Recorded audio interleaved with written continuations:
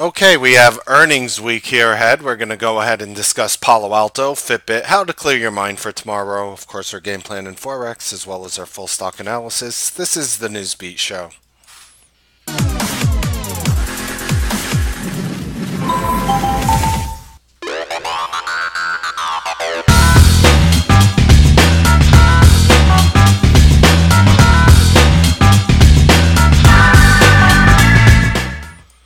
Hey, good evening, ladies and gentlemen.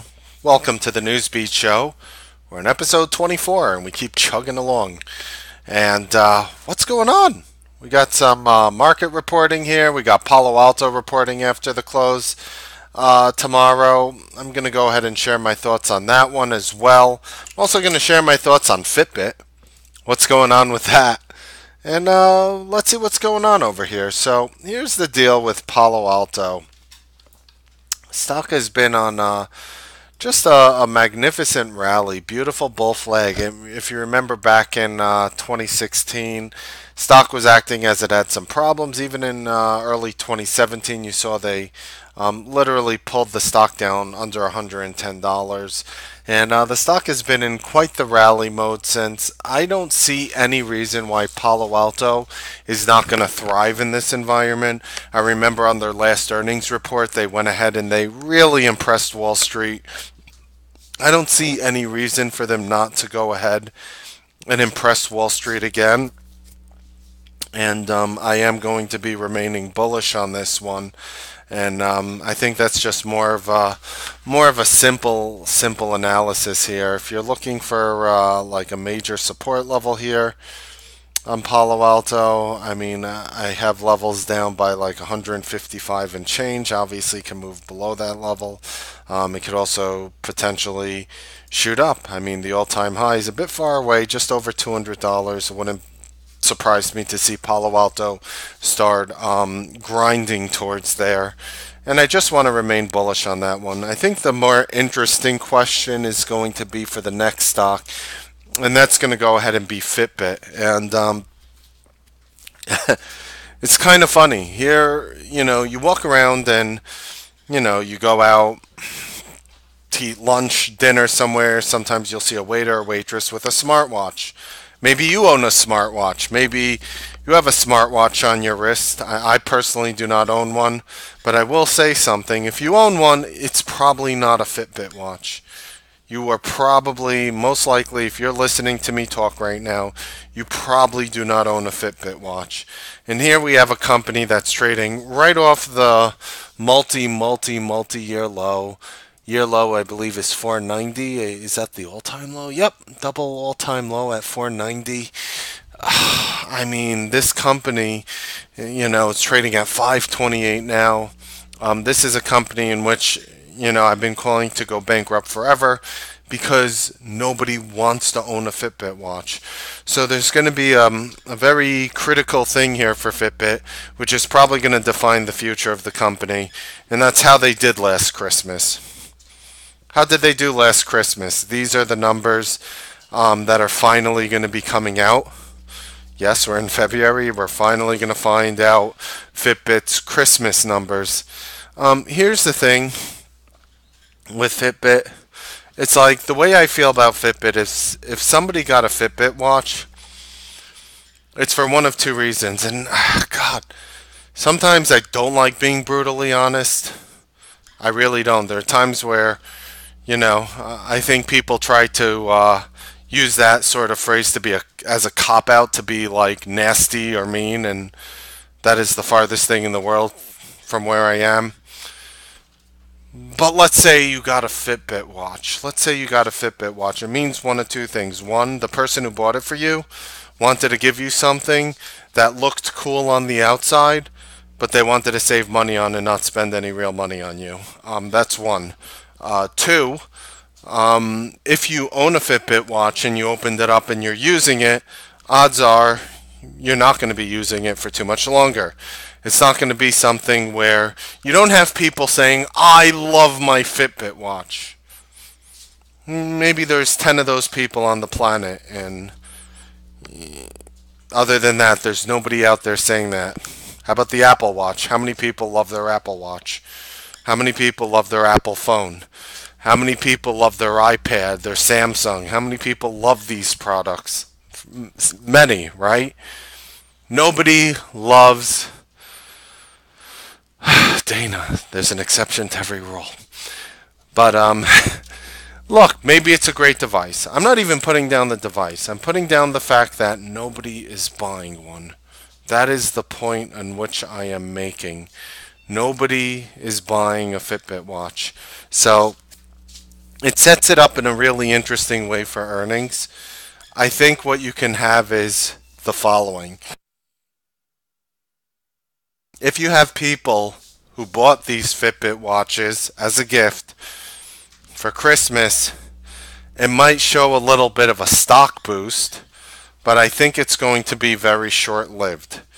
The only way for Fitbit to climb out of this hole is if somebody wants to buy them out and use whatever technology and patents they have to compete against Apple. That's it. That's the only way. I mean, and it begs me to ask, can't these companies just do without it? I mean, you're dealing with a company who cannot make any money whatsoever. They hemorrhage money and nobody likes their products. Compare that to a company that hemorrhages money and everyone loves their products, like Tesla. Tesla hemorrhages money. Tesla cannot make a penny no matter what they do. The more cars they sell, the more money they lose. They have the worst business model in the world, Tesla. Nobody has a worse business model than Tesla. However, people love their products and people love the CEO. Nobody loves Fitbit products. Nobody loves their CEO, except for the CEO's wife. And on Tuesdays and Wednesdays, that's questionable as well. Point being made on Fitbit is nobody likes their products. So, on a name like this, I could see this one getting destroyed on earnings, and then you beg to ask how, it's a $5 stock, how destroyed is it going to get? It's not going to go down $6 from here, right? And it could potentially beat if people were trying to find cheap Christmas gifts, cheap high-tech Christmas gifts. Compared to, of course, buying an Apple Watch is what I mean by cheap. The price on an Apple Watch, obviously more expensive. So I think it'll be interesting. I'll see how the calls and puts are trading tomorrow, and we should have a very interesting decision on this one. Moving on along, we're going to talk about clearing your mind tomorrow, and just going to share a little bit of a story of mine. And I think I got a lot of positive feedback when people start telling me that that I really touched them with some of the stories that has happened in my life. It's crazy because I'm a relatively young man, and I just share some of the crazy New York adventures that I've had. So I grew up in Brooklyn. I moved to Staten Island, and I was walking home one day, and it was freezing. I mean, back then, like if a bus wasn't running, I would have to walk home. And I lived about 3.5, 4 miles from my high school, so I'd walk 3.5, 4 miles. I remember I was walking home one day in Staten Island, and it was freezing. I remember it was like one of those days where you just wanted to keep walking because you thought if you stopped walking, you would just freeze in place and you would never move again. And I literally found this wallet right on the ground. It was this, I don't know, it was this weird looking brown, beaten up, rugged wallet on the ground. And as any high school kid or maybe non-high school kid, maybe even an adult would do, I picked it up and I looked inside, of course. Do people really see these things, pick it up and say, I'm not going to open it? Do people really do that? Nonetheless, I opened it up. There was $6, $7, something like that. And there was this crumpled up letter that looked like it was there for, ever. Like I remember even smelling it, and it like smelled like old paper. And even in the bitter cold, I was able to somehow smell it. So it was like one of those types of things. Um, so the only thing I was able to read um, on this crumpled letter was on the envelope.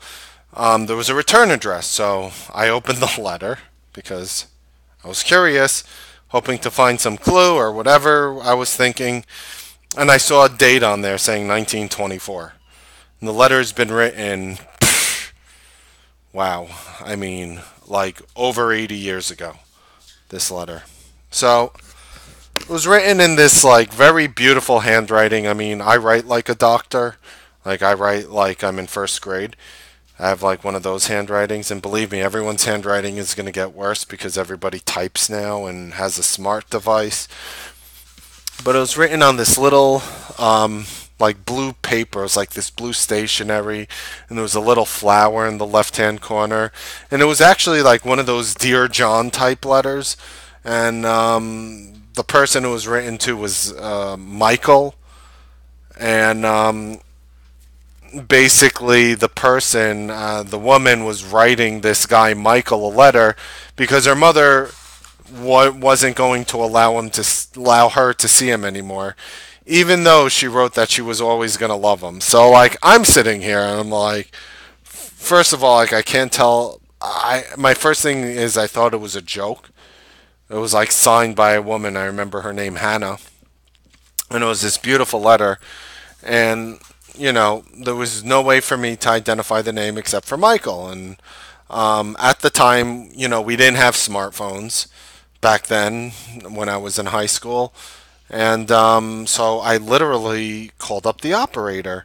So I remember calling up the operator, and I'm like, operator, I'm trying to find the owner of a wallet I found. Is there any way if you could tell me if there's a phone number for an address for the envelope? There was an address on the inside the wallets for the envelope, and I was asking, and of course the operator's like, oh, should go contact the police, and maybe there's a lost and found. And I'm like, is there anything? Are you sure there's anything you could do? She's like, let me speak with my supervisor. Supervisor gets on the phone with me, says there's a phone listing at the address, but I can't give you the number. I said, okay, can you call that number for me? And explain my story with the wallet and asked if they wanted to speak to me. So the lady, the supervisor on the phone said that she was going to do it for me. I waited a couple minutes, and the supervisor said, I have a party, we'll speak to you. So here I am, walking home, bitter, cold, freezing my butt off, talking to some complete stranger after dialing 0 to talk to the operator. So I asked the woman on the other line, did you know anyone by the name of Hannah? And the woman on the other line said, oh, we bought this house from a family who had a daughter named Hannah, but that was 50 years ago. And I'm like, oh, whoops. And I said, would you know where the family would be located now? The person on the other line said that Hannah had to be in a nursing home, and maybe if I got in touch with them, they might be able to track them down. So gave me the number of a nursing home. It actually was a nursing home in Staten Island, one of the ones that I pass by while I go to school. So, I went over there. They told me that the old lady passed away years ago, and they had a phone number for where the daughter might be living. So I thanked them, and basically the woman who answered explained that Hannah herself was now living in a nursing home. So I'm sitting here and I think this whole thing is stupid.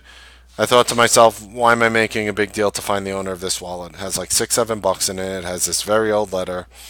I have no idea what motivated me to do it. The only thing I was really thinking was getting my butt at home, taking a hot bath, and like defrosting my legs, which are half frozen by now. And I remember just feeling like stupid about it, like because everywhere I went, I almost felt like a dead end. And so I called up the nursing home, and a man answered the phone and said, yes, Hannah's staying with us. And even though it was already 10 o'clock at night, I asked if I could come by and see her. And the guy basically said if you want to take a chance, she's probably in the day room or whatever watching TV. So I thanked him. I was 16, so I had a license, and I drove over back to the nursing home that night. And the night nurse and a guard greeted me at the door, went up to the third floor of the nursing home, and the nurse introduced me to Hannah. And she's this sweet, silver haired woman, warm smile, twinkle in her eye type thing. Really, like, I don't know what it is, but when you see a person like that, you're like, this is a good person. I can know nothing about this person in the world, and you already know the person's a good person just by looking at them. So I gave her the blue envelope with the little flower on it, and she said, this letter was the last contact she ever had with Michael. And she looked away for a moment and basically said, she started, telling me her story, saying how she loved him very much, but she was only 16 at the time, same age that I was when I was seeing her. And her mother felt that she was too young. And she was like, "Oh, he's so handsome." And I remember her saying he looked like Sean Connery, and she kept telling me that. And I was like, "Okay." So she said, "Yeah, Michael Goldstein was a wonderful person. If you should find him, tell him I think of him often." So I'm sitting here like, I'm not gonna look. I'm not. I'm thinking to myself in my head like, "Lady, I'm not Dick Tracy. I'm not gonna go out and find this dude." And she hesitated for a moment, biting her lip, basically saying, "Tell him I still love him, she said, and she was like tearing up, and she said, I never did marry. I guess no one ever matched up to Michael." So, thanked her, said goodbye, left. She given me a lead. She gave me the dude's last name, and I basically, thought of, went home that night, slept, and just literally was thinking like, what am I gonna do? I asked my parents about it when I went home that night and whatever, and I waited that weekend, and I basically was looking up Michael Goldstein's. Now I don't know if you're from New York or not, but pretty much there's hundreds and hundreds and hundreds and hundreds of people with that first and last name. So I found I looked up all the Michael Goldsteins in nursing homes, and I looked up for Brooklyn, Queens, Bronx, Staten Island, and literally there was one dude in Staten Island with that last name. And I still had the wallet because the wallet was obviously belonged to a Michael Goldstein, and I drove over the nursing home. I failed twice already, by the way. I already drove out twice, and I went out with my friends. Like, it was like not a big deal for me. And I know this story is. I promise you, I'm going to get to the point of this story. So I finally found this Michael Goldstein dude, old man. Said, "Hey, I think I found your wallet." And he's like, granted, it was in Staten Island. It was in the nursing home. That there's a lot of nursing homes in that area near Wagner High School. And he's like, "Yeah, it probably dropped out of my pocket. I want to give you a reward." I'm like, "Hey, no thank you, man. But I have to tell you something. I read the letter inside, hoping, to find out who owned this wallet." And he's like, "You read the letter?" And I'm like, "Yeah, I read it, and I think I know where Hannah is." Dude's face turned white like snow. And he was like, "Hannah, where is she? How is she? Is she still as pretty as she was?" And I'm like, I don't know. He's like, "Please tell me." He's like getting like really like worked up here. And I'm like, "She's fine. She's fine." And then he asked with anticipation, "Could you tell me where she is? I want to call her." Grabbed my hand, and the dude, I swear, like he could probably break a coconut by grabbing it. He had like that kung fu type grip. And then he's like, "I was so in love with that girl, and the letter came. My life literally ended. I never married," he said. So I said, "Okay, Mr. Goldstein, come with me." We went, and they have these things called Accessoride for people who need help getting around. We literally drove 4 blocks to the next nursing home. I took him over. back to the third floor, and I took him over to see Hannah, and I literally reintroduced this man with this woman in which he had loved forever. They basically, the beautiful thing about this story is, they obviously saw each other. They were both crying and laughing and whatever. And I basically said, like, I'll see you. I wasn't going to just, say, okay, you guys be good now. You kids be good. So I literally left. I literally left them, let them do their thing. And about a few weeks later, I got a call. And guess what? They asked me if I could break away on Sunday to attend their wedding. They were going to tie the knot. They were literally going to get married. And that's, of course, when my mother thought I should be a matchmaker at that point. And I guess day trading really called to me. But I went over to the wedding. I came in like shirt, pants, tie, everything, and they were there. And I remember like the dude had a blue suit, she had a beige dress. I still have a picture somewhere from the wedding. And they literally made me their best man. Like I was literally their best, like the dude's best man from the wedding.